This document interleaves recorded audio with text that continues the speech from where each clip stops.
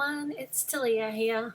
I know it's been ages since I've done a video, but I've been a bit busy doing a few other things. But what I wanted to show you in this video was how I do the Vellum journaling, and lots of people tend to ask me about this, so I wanted to just give you a quick overview.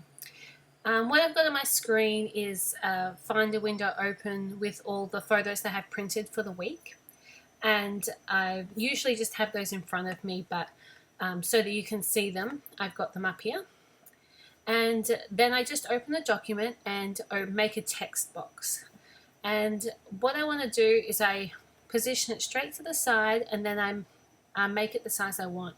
This is the 6 inches wide, so that's the size of the photo. But I don't want it to be 6 inches wide. I usually find 5 inches is a really good size box. And the reason that we don't want it to be the total size is just because then your writing goes straight to the edge and it makes it really difficult. So I move the text box over so that there's a bit of a gap, and that way I can stick an embellishment on the side, or I can, I like to staple it on, things like that. I just give it a little title in there so I can remember what size it is and where the text box is, because I don't put border on it. Now I'm just making the text box for my 3x4 size, and I usually make that text box 2¼ inches. I just find that works for me. Then I usually keep my font size at about 11. Sometimes I change it to 10, and I do tend to mix it up if it's really not going to fit in and I just want to put a whole heap of journaling. I'm happy to make it 10 is probably the smallest. So let's look at this photo that I just enlarged. It is a 4x6 photo, but I want the text to go in the green section. And so I'm going to actually do my journaling in the smaller box, which I do. And then I align it so it's all how I want. I think for these, when you're doing the really small text box, it's better to just leave everything aligned to the left. But yeah, don't have to.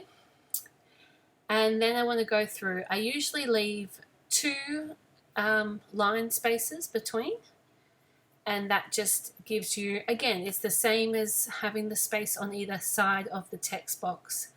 I have the 2 spaces below because not 100% sure how I want to use the journaling. So basically I want to go through and I'm going to look at each of the photos. So for this one of my son and his friend looking at their belly buttons, I want to do that across the top. So I've done it in the bigger space. And I'm just going through this one of the boy's feet. Again, I want that to go the whole way across, so I've done it in the bigger one. I'm just going to keep going through all these photos, putting the journaling in whichever size I want. Sometimes I even do a additional size, which is like a 3-inch wide spot.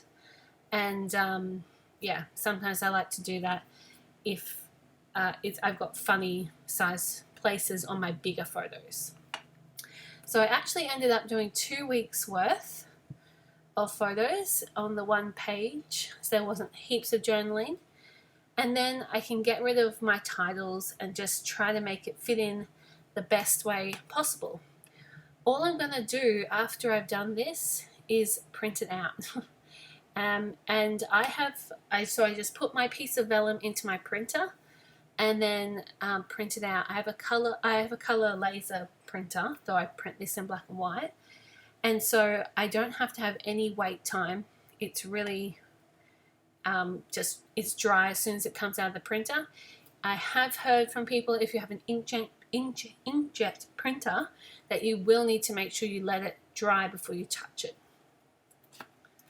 Here's just a really quick idea of what the journaling looks like. So this is just using the 2¼ inch box and the 5-inch box. So you can see how it fits really nicely onto these photos with room for you to staple or embellish on the sides. And yeah, it doesn't take up too much room. It just looks really nice.